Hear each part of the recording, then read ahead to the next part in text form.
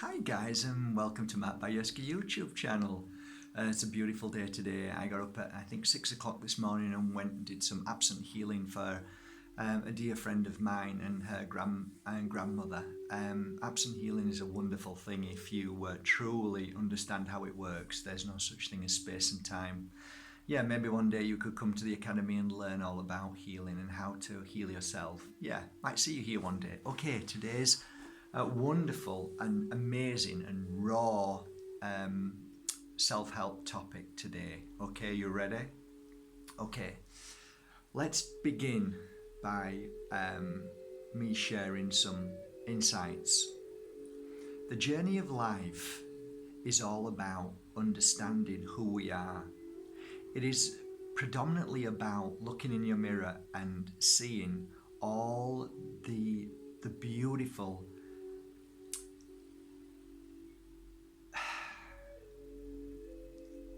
they are beautiful.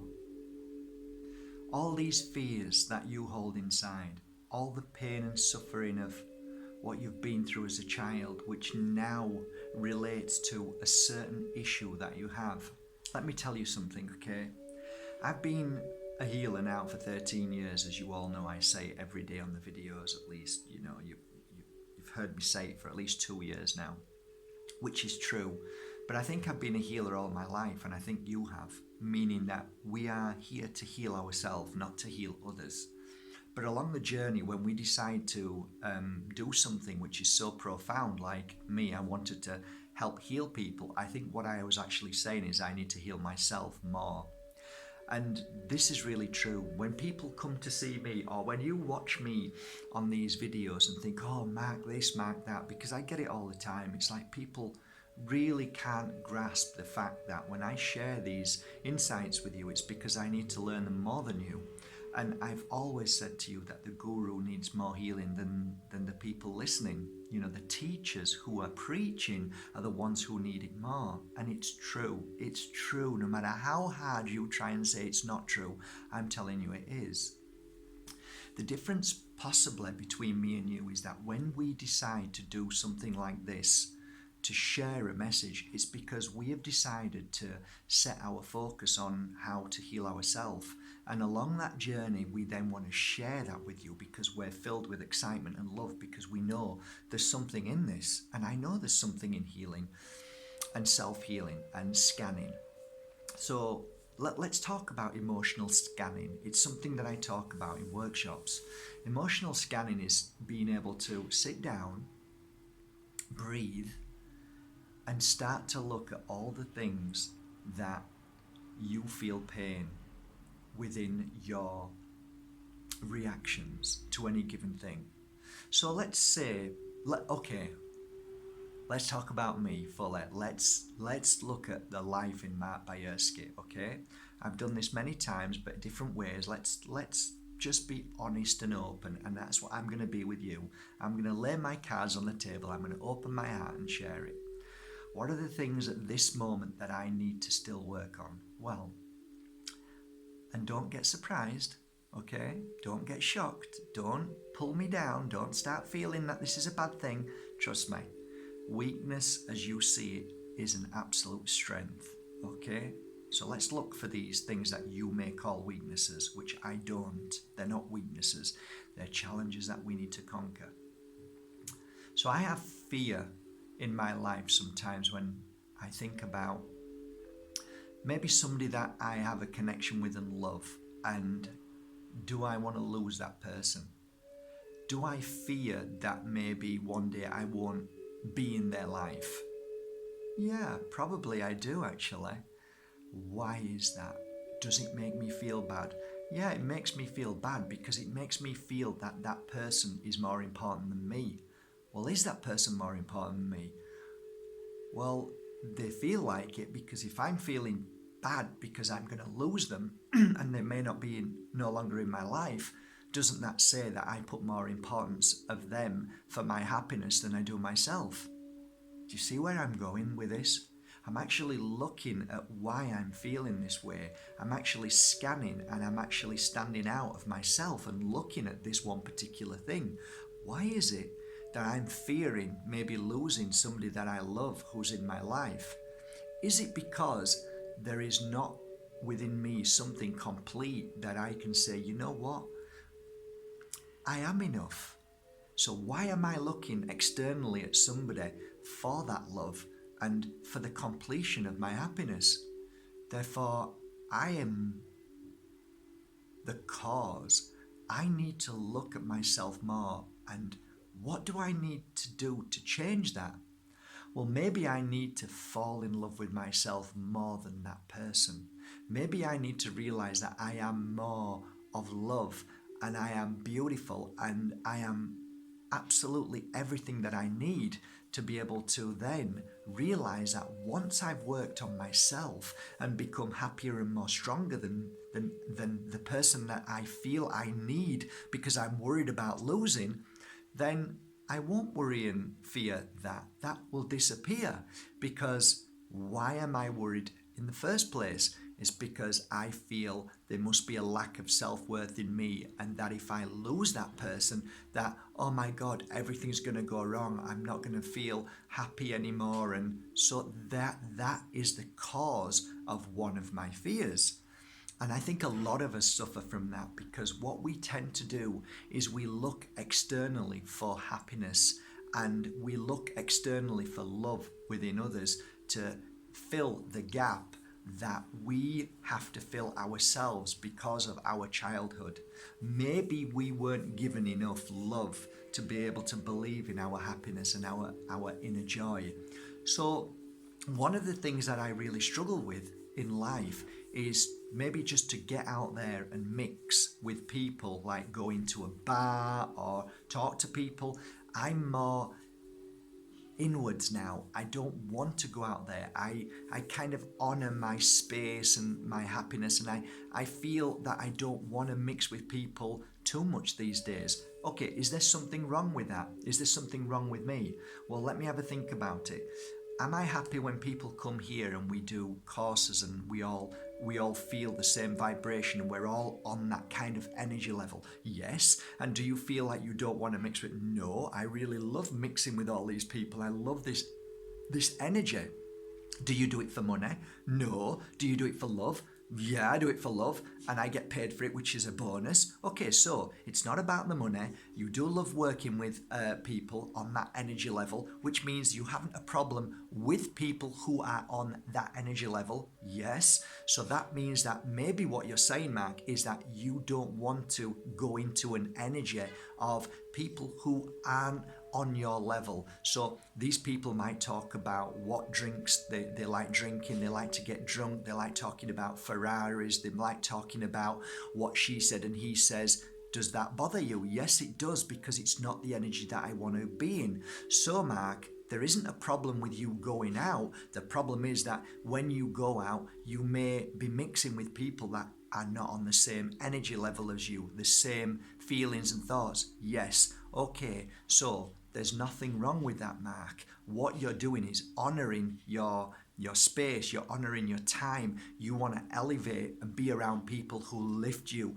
like you do on the course, and so you can lift them, and you are all interacting in a very loving way. No force, no push, no fighting. Yes, okay, so I've scanned that, I've understood that. There is nothing wrong with that.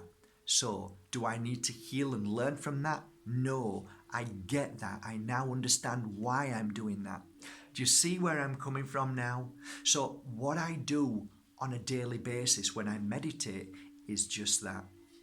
So that's just two things, but I go through a long list of things that I think I have fears, and then I work them out whether they are. So I become my own psychologist. I become my own, somebody who looks in and says, look, let's have a look at it from all angles. And this is something that I would love for you to do, okay? Don't ever, ever put something in a box or push it out of the way because you fear it, because you think you're weak. It isn't weakness, guys. Those things are there to make you stronger.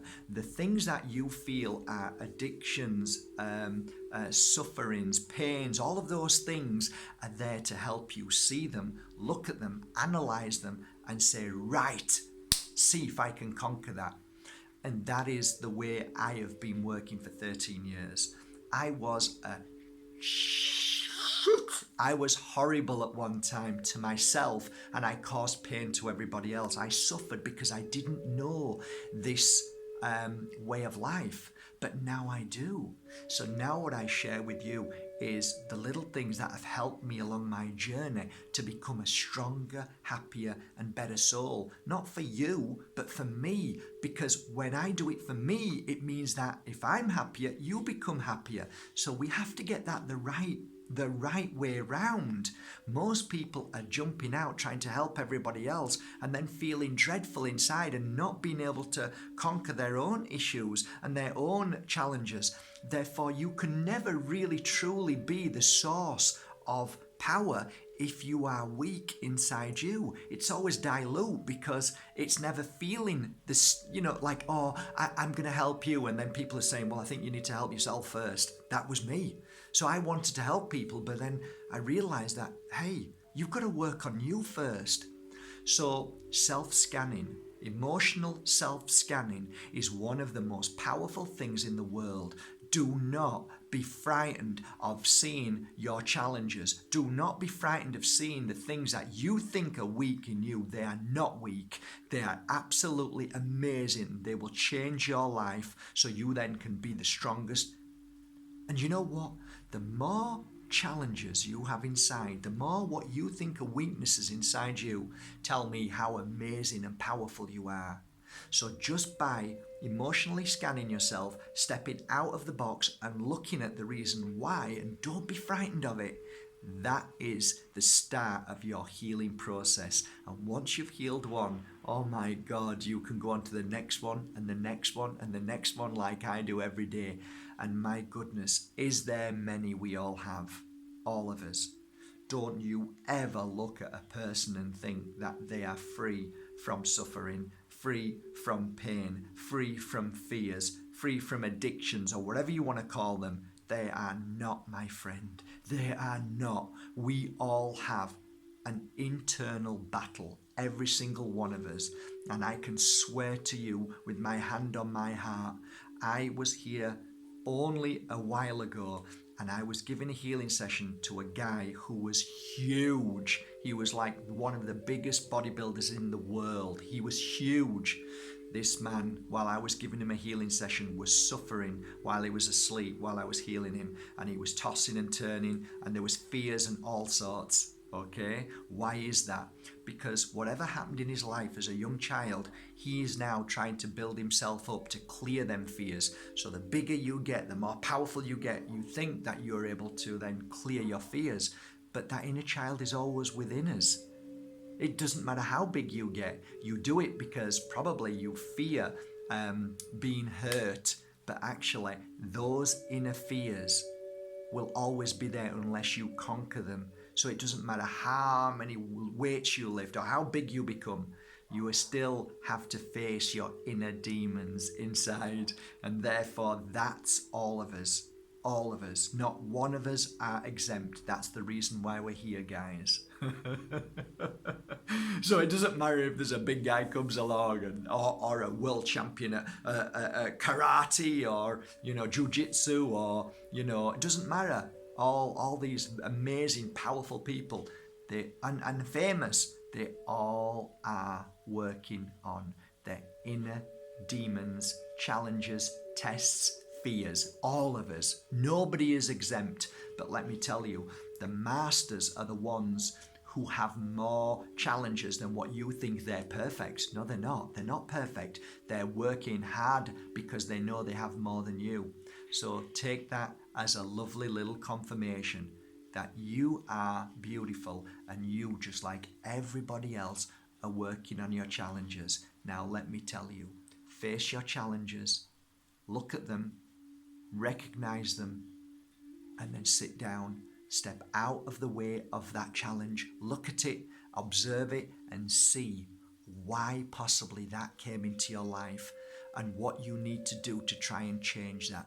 If you truly close your eyes and truly listen without this interfering, and you start to work in your heart, you will find your answer. I promise you, you will know the answer. Because once you work in the heart, it is a direct line to the spirit world, whether you believe that or not. And that's when you get your answer, because the spirit world works alongside you every day and they help you achieve all that you came to achieve in life, which is enlightenment. Okay?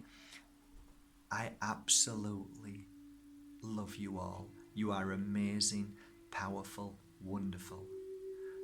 And the reason why I'm looking over there is because my landlord's busy cleaning the windows and stuff. He's a great landlord. I love him. He's a great man. So I'm very lucky to have a great landlord. You know, some of the things that surprise me? This landlord really appreciates me being here. And I don't understand why landlords don't understand that. You see, if I'm paying my mortgage, his mortgage for this place, isn't that amazing? I don't why am I skipping off this? Anyway, he loves me, I love him. I think he's amazing. And I'm often making him a lovely coffee in the morning and afternoon and we talk. It's nice to have a nice landlord, it really is. Okay, guys, you want to have a look at him? There he is. Look, cleaning my windows. I've got him trained. I think it's because he's waiting for his coffee. Okay, guys. Yeah, alright. Lighten up on a great note at the end. Never, ever let your weaknesses stop you from living a most happy, amazing life. They're only part of the journey. Okay, take care. From my heart to yours, have a beautiful day, guys.